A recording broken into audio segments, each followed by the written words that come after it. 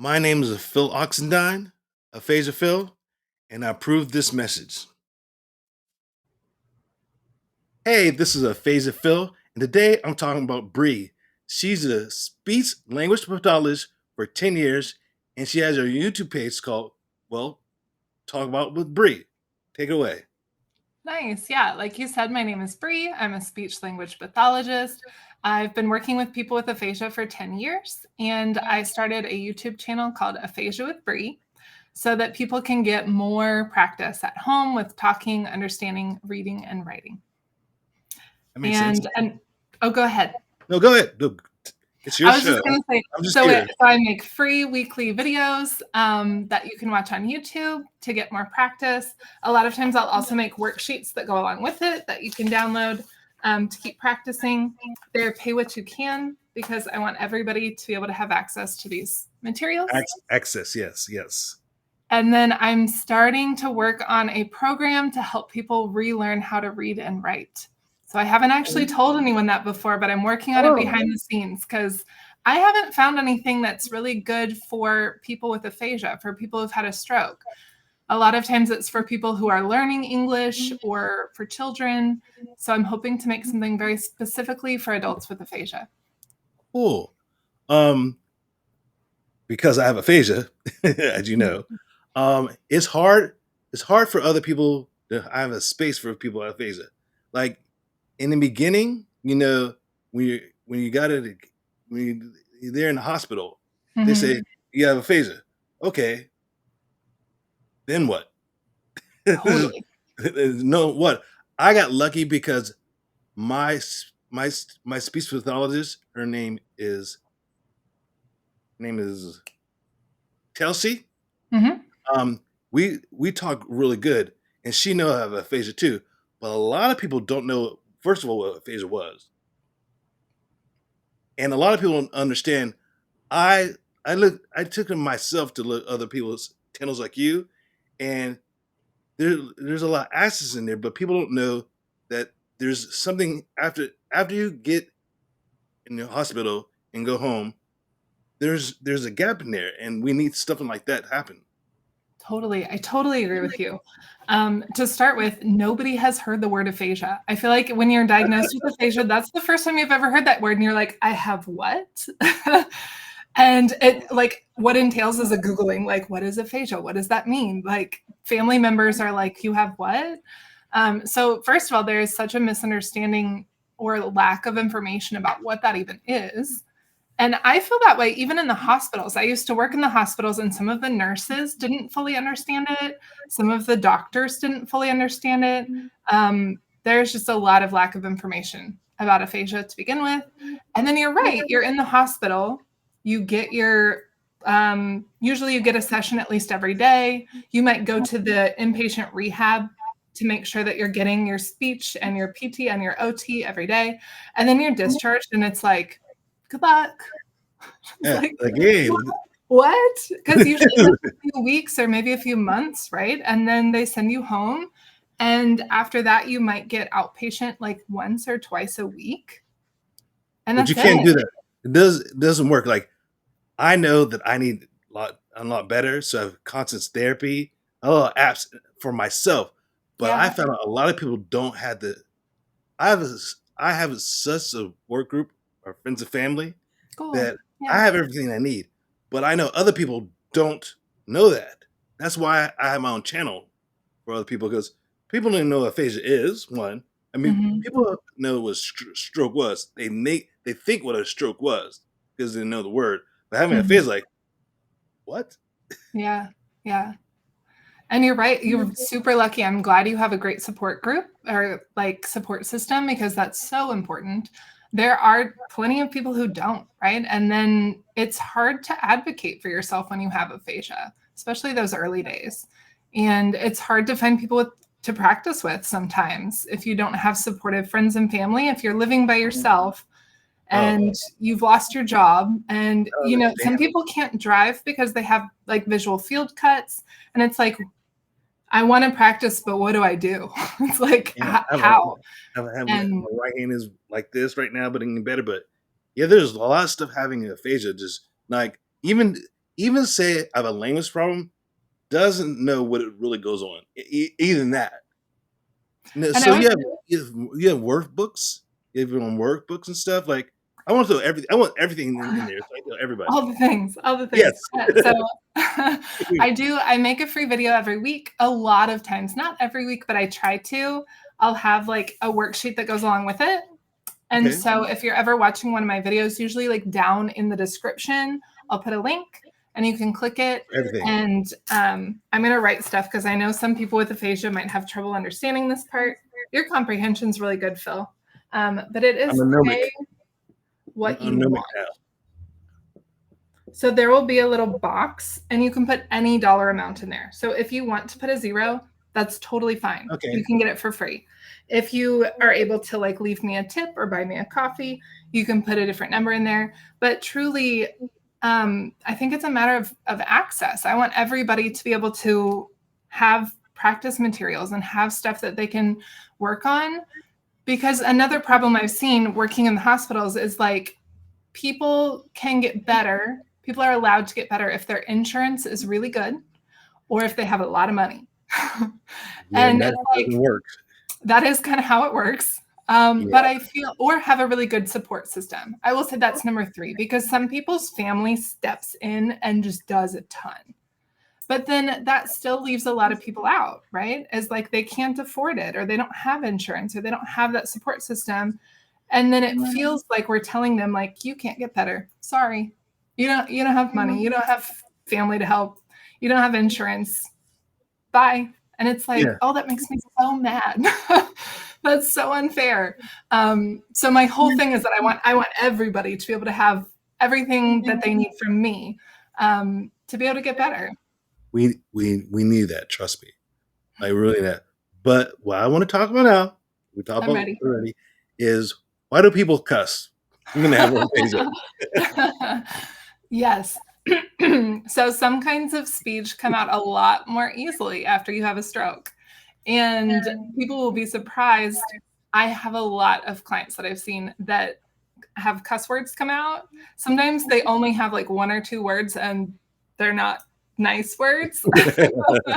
And then as soon as they say it, they're like, and I'm like, it's okay, it's okay, it's super normal. They're usually really embarrassed or like, I didn't mean to. And it's like, oh, it's really common because cuss words are tied to a different part of your brain. We have the language center that finds words and puts together sentences. Okay. And then we have other parts of our brain that control emotions. And aphasia is super frustrating, right? You are so frustrated you can't talk. Of course, you're going to feel frustrated and feel mad. And what word pops out when you're frustrated or mad Yeah. is usually a Yeah. cuss word. And it's just because a different part of your brain is in charge of that. Same for music. A lot of people who have trouble getting any of their words out, you play their favorite song, and all of a sudden they're just singing fluently. Yes. So cool. I love words. I love music. That Mhm. means music is the same, but music for like R&B and stuff like this, or music in general. I was Mhm. in music like I can know this, but say if I say the lyrics and say it like, what happened here? I'm Yeah, so fluently, like, but I just say the words words by words, like what's happened to me? So it was funny. it is my dream to get everyone with aphasia up on a karaoke stage. Get the music going because it can be really cool and often really powerful. Like they're like, whoa, I didn't know I could do that. And again, that's a different part of your brain that's in charge of music. You don't have to go in and pull the words one by one, which is really effortful. A lot of times it just comes out. Like So good question, Phil. is there anything else you want to talk about? Because it's your show. I'm just here to vessel. I worry that I'll get up on a soapbox about how people with aphasia deserve so much more. No, you do that. Do that. We need that because I know for a fact we need people to talk about aphasia in general, and there's other people's sites for this. Like for right now, I look in YouTube. You know, there's a lot of people who are speech pathologists talking about shows, but there's not enough in the beginning anyway. Like you know what I mean? Mhm. I have my show is talking about people with stroke and aphasia, but people like you, they never people like you talking about their shows too, but there's not a lot like that. So Yeah, I love your show, and I love that you bring on people who have aphasia, because that is also such an important voice that I feel is missing sometimes. It's often hard for people with aphasia to get their story out there. So I love that you bring people on and share from your perspective, and people who actually have aphasia, their perspective. Because sometimes as a speech therapist, I feel like a phony. I'm like, I don't personally have aphasia, but I could help you with it. And I think it's so important that you share your story and that you share the stories of others. So thank you. And thank you. to your other point, you're right. I mean, so many people, there's like 2 million people in America alone that have aphasia, and so many people have never heard of that word. So many people don't get the care that they need and deserve. You And don't. then, a lot of times when you're discharged, I feel like when people go home from the hospital, they're always like so relieved, because who wants to be in the hospital? It's terrible and depressing. And so you're Yeah. just excited to get out of there. But then I feel like you get home sometimes and you're like, okay, I'm stoked. I'm here. I'm in my own bed. I get my own food. I get to wear my own clothes again. But then there's kind of this next step that's like, okay, but where's the therapy, and how do I get what I need? And, another thing, I'm going to write this down just because numbers tend to be hard for people. Yes, it sucks. Numbers are the worst, aren't I'm they? getting better. I'm getting better at it. I'm better at it, but yeah. They're so hard. They're so hard. So like during an average week, we're awake for probably 112 hours that we're not sleeping, that we're fully awake and moving around. And I feel like your speech therapy, often you get therapy that's like maybe 1 hour or 2 hours. I'll write it like this. Sorry. 1 to 2 Question. hours. Is it going to be? This is going to be the same to me when we do it backwards. Oh, I don't know. That's a good question. The Wait. the first time you did it, there I don't know you if I can do it. go. During a week, here we go. There's 100 and, oh, this is hard. 12 hours that we're awake. Now it's going to be backwards this time, but we'll try. And you get like 1 to 2 hours of therapy. That's good. Better than I could. And I have aphasia, so it doesn't matter. Oh, I think I did that one wrong. Let's see. And Oh, good. Oh no, not quite. Close. We'll go like this. Therapy, yeah. Oh, good. So right, there's 112 hours that you're awake, and then maybe you get 1 to 2 hours of therapy per week from a professional who can like work on your specific goals and help you. And so, obviously you do a lot on your own. You've told me Constant Therapy. There are like Tactus, the Lingraphica apps. Doing this podcast is incredible and gets you a lot of practice. Yes. But like I've said, not everyone has that same opportunity or that same ability. And 1 to 2 hours a week is just not going to be enough. I tell people all the time, if you don't do this, I mean, you'll try a little bit, but you don't really try. I mean, and I know for a fact that if you think 1 to 2 weeks is good, it'll gain a little bit, And for me, I'm very good. I'll tell you the truth. It won't get better. Sorry. You need apps like you or people like you, or your podcast list or your YouTube page, doing that kind of stuff. So it makes sense to other people. That's why I wanted people to talk to you, because I mean, you had a lot of views anyway, but there's a lot of people who still need to know what it is.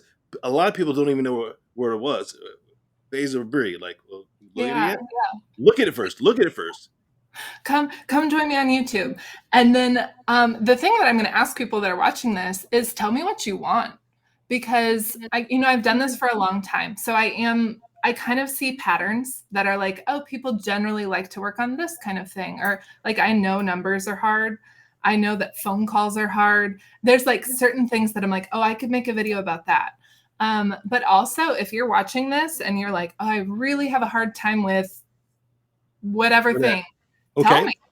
Yeah, because I'm happy to make it. I think everybody needs a little something different.